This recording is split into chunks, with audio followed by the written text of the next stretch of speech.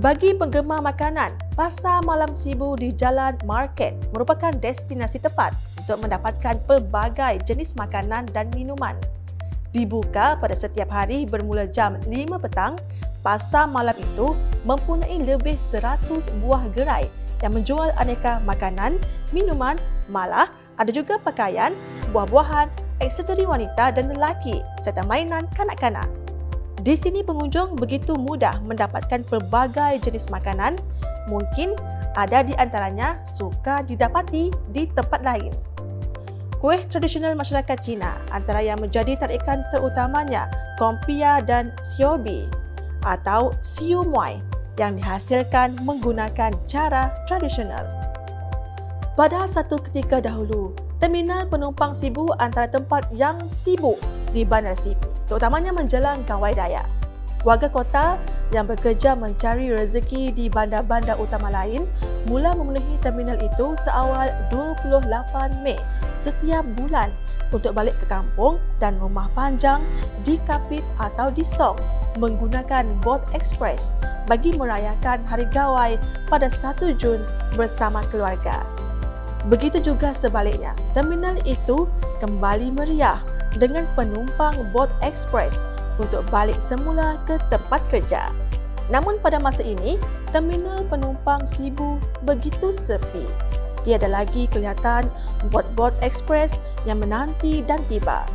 Siapnya jalan dari Sibu ke Song dan Kapit menjadi faktor utama kepada perkhidmatan bot ekspres beransur tidak diperlukan.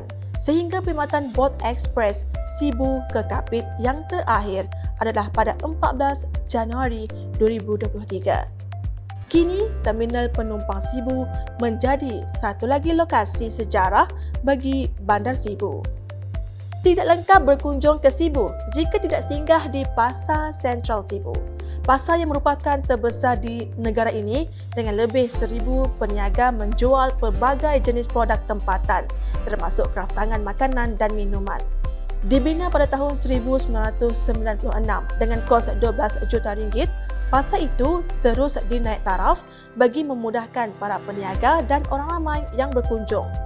Pasar ini terkenal dengan buah daba yang dibawa dari Kapit dan Song dan sering menjadi buruan bagi penggemar buah itu kerana isinya lunak dan dikatakan berbeza dengan dabai dari bahagian lain di Sarawak. Setiap kali musim buah-buahan tiba, pasar ini akan menjadi tumpuan orang ramai termasuk dari luar dan bahagian lain di Sarawak untuk mendapatkan pelbagai jenis buah-buahan tempatan bukan sahaja dabai tetapi juga buah bermusim lain seperti engkala, durian, isu, rambutan, pakan dan sebagainya. Ada di antaranya sukar didapati di tempat lain. Selain itu, ayam surat khabar turut menjadi tarikan terutamanya bagi pengunjung luar yang berkunjung ke pasar ini. Ia seolah-olah pelik bagi mereka yang pertama kali menjejak kaki ke Bandar Sibu. Namun bagi peniaga, ayam yang dibungkus menggunakan surat khabar bukan sahaja memudahkan urusan menjual tetapi juga menekankan konsep kebersihan. 5 lokasi itu hanya sebahagian daripada destinasi yang perlu dilawati jika pertama kali berkunjung ke Bandar Sibu.